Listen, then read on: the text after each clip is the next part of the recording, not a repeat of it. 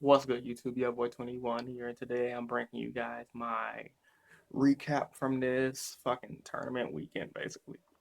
We had the ARG Philly this weekend, and we also had the WCQ Europe this weekend. Shout out to Rock 88 for going to the event and vlogging the half of his experience to the event.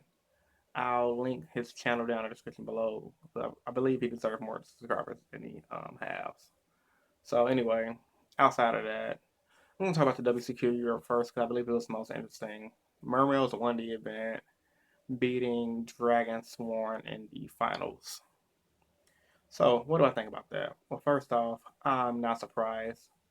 Dragon Sworn is a luck-based deck, and I've never, well, I'm not gonna say never, but I've rarely lose a deck mainly based on the fact that I do main deck the Vanity's Infinite. I have the Treacherous Trap Nightmares main deck. And I pretty much loaded my back rolls. So I usually win that game one. Then game two is pretty much them hoping they draw the decree to out my back rolls and me OTKing them with chain summoning. So I'm pretty sure the same thing was for Mermails. As we already know, Mermails is a deck that can OTK faster than Gear Gears in my opinion because they spam out the field with Abyss is and Megalo and Abyss Megalo making their rank 7 plays like Draco Sag and Big Eye to snatch up monsters. They and Megalo can attack twice. They make good synchro plays with the Genix Undying, searching at the controller to make the Star Eaters and all that stuff. Deck is retarded. It pops back rows like crazy. And it's very consistent and they have a good first turn play that Patrick Hoban discovered early in the format. So when it went up against Dragon Sword in the finals, I wasn't surprised that it won. I mean, the guy who won ran Moulin Glacier. That's a card Hope. I don't remember Hoban running in his build. And a lot of players, including myself, always wonder why a lot of the Mermaid players opted to not run Moulin Glacier. It was pretty much one of the best water cards ever printed. It's Delinquent Duo in monster format. You take one card off your opponent's hand and I believe they send one. I think that's how Moulin Glacier works. I don't know. Regardless, it minuses two your opponent, so if you're spanning the field out with Megalo, Moulin Glacier, Abystis, making to Draco say, and if you don't OTK or and bring out a title, even if you don't OTK them that turn, they're gonna be low on resource. Moulin Glacier just rip their hand away. So I'm not surprised that deck won. Shout out to the guy who won. Don't know the guy's name, and I'm pretty sure we're gonna see a large amount of mermaids. Well, a decent amount of mermaids at this year's nationals in Detroit based on the fact that Mermaids won the European Nationals. And I know a lot of American players like copying European players because it's been a thing going on for a while that European players are better than American players. I don't necessarily agree with it, but that's just what the Yu-Gi-Oh population believes. Next up, ARG Philly. I didn't really watch the entire event. But I did see that the finals was Gear Gear. I watched the finals of both of these events. I streamed both of them while I was at work. The finals from ARG Philly was Gear Gears, and I believe it was. Damn, what the fuck was that finals? I just had it. It was Gear. Oh yeah, Mythic Ruler, and it was it was best out of five. In a real nationals, the Gear Gear guy would have lost because Mythic Ruler, the guy was just drawing the nuts. I believe in that live stream, he consistently opened up trade ins and spamming out fail grants and stuff like that. I didn't really get to pay too much attention to it because while I was at work.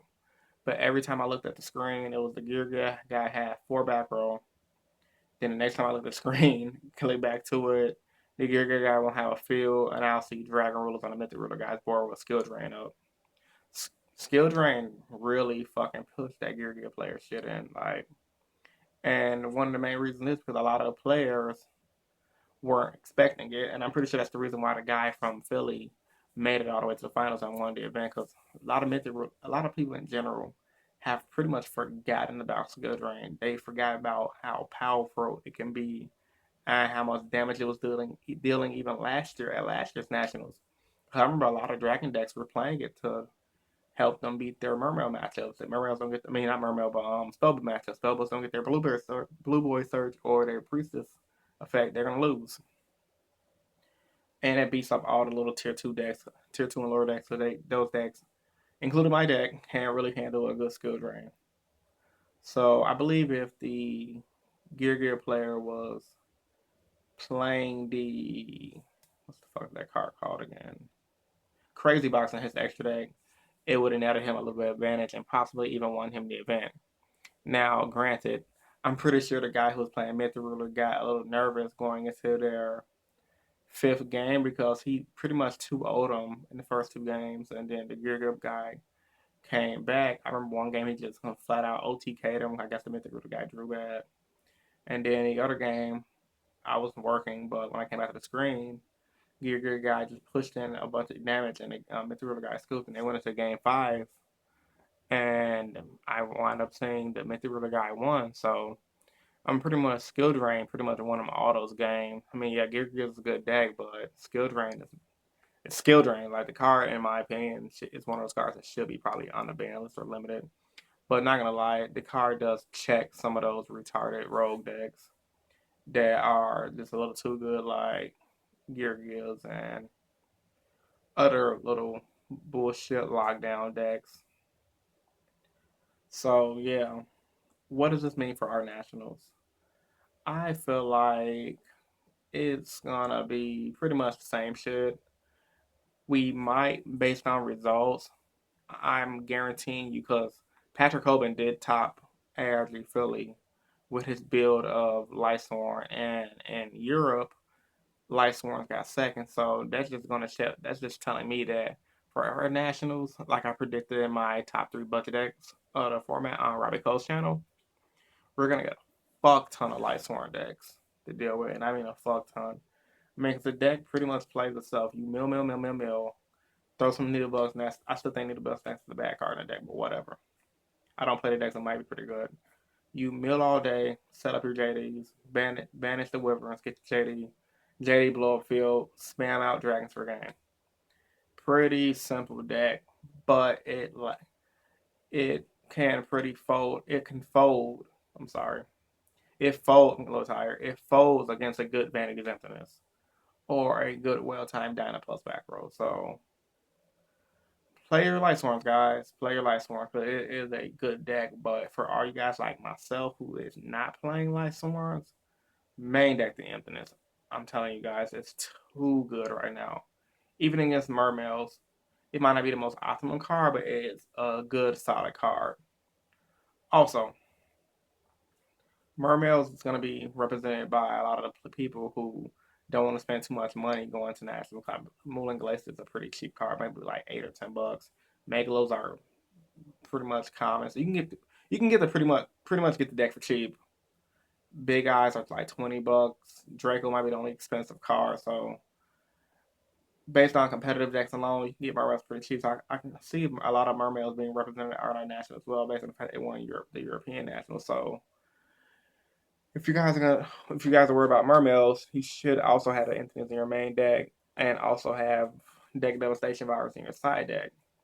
Now, while Deck Devastation Virus don't necessarily hit all your big Mermail monsters, it will hit all of their discard outlets, like the Genesis Controllers, the Genesis Undines, all their smaller guys that pop your monsters and pop your back row, and it hits their Lindies, which search out their big monsters, make their play. So it's gonna leave them with hands of bigger monsters, and they don't want to pitch their big monsters for another big monster because they're gonna be minus at that point. And if you have a good back row, it's pretty much game over. So if you're scared of Mermails, main deck them. The Emptiness, well, I'm begging you guys to main deck the Emptiness, but you don't have to listen to me if you don't want to. But if you're scared of Mermails, a good safe side deck card for that is Deck Devastation Virus. All right, hope you guys enjoyed this discussion video. If you did, give it a thumbs up.